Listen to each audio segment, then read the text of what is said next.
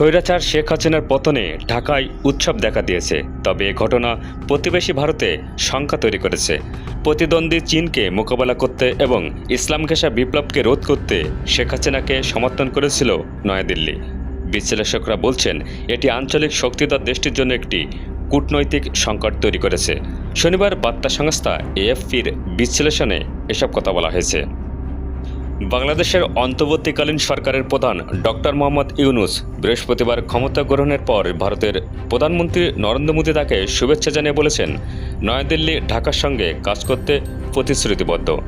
চীন ও ঢাকার নতুন কর্তৃপক্ষকে স্বাগত জানাতে তৎপর ছিল এবং বলেছে বেইজিং সম্পর্কের উন্নয়নে গুরুত্ব দেয়।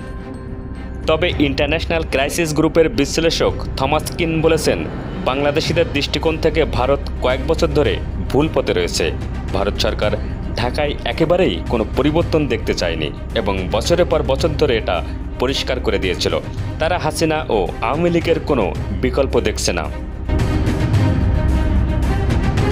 শেখ হাসিনা বেইজিংয়ের সঙ্গে দৃঢ় সম্পর্ক বজায় রেখেই নয়াদিল্লির সমর্থন পেয়েছেন এবং উভয় দেশের সঙ্গে সূক্ষ্ম ভারসাম্য রক্ষা করেছেন।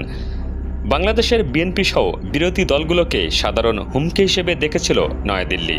এই সুযোগে শেখ হাসিনা তার প্রতিদ্বন্দ্বীদের নির্মমভাবে দমন করেছেন। ওয়াশিংটন ভিত্তিক উইলসন সেন্টারের দক্ষিণ এশিয়া ইনস্টিটিউটের পরিচালক মাইকেল কুগেলম্যান বলেছেন, নয়াদিল্লি মনে করে শেখ হাসিনা ও আওয়ামী লীগের বিকল্প শক্তি ভারতীয় স্বার্থের জন্য ক্ষতিকর হতে পারে।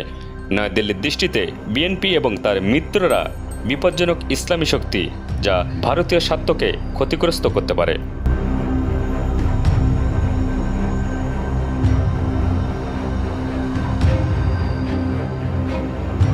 শেখ হাসিনা ভারতে আশ্রয় নিয়েছেন, এটা নয়াদিল্লি ও ঢাকার মধ্যে সম্পর্কের ক্ষেত্রে বাধা হয়ে দাঁড়াতে পারে।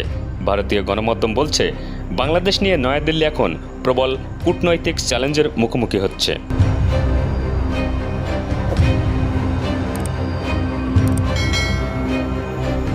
ইন্ডিয়ান এক্সপ্রেস সংবাদপত্র সতর্ক করে দিয়েছে, নয়াদিল্লিকে অবশ্যই ক্ষয়ক্ষতি সীমিত করতে সক্রিয়ভাবে কাজ করতে হবে এবং সম্পর্কের উচ্চ অংশীদারি নিশ্চিত করতে হবে।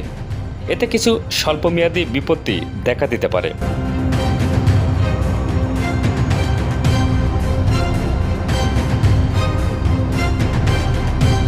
তবে বাংলাদেশের নতুন নেতা ডক্টর মোহাম্মদ ইউনূস বন্ধুত্বের বার্তা দিয়েছেন। শপথ নেওয়ার আগে ইকোনমিস্ট ম্যাগাজিনে তিনি লিখেছেন, যদিও কিছু দেশ যেমন ভারত ক্ষমতাচ্যুত প্রধানমন্ত্রীকে সমর্থন করেছে এবং এর ফলে বাংলাদেশের জনগণের শত্রুতা অর্জন করেছে, তবে এই ধরনের তিক্ততা সরানোর অনেক সুযোগ থাকবে।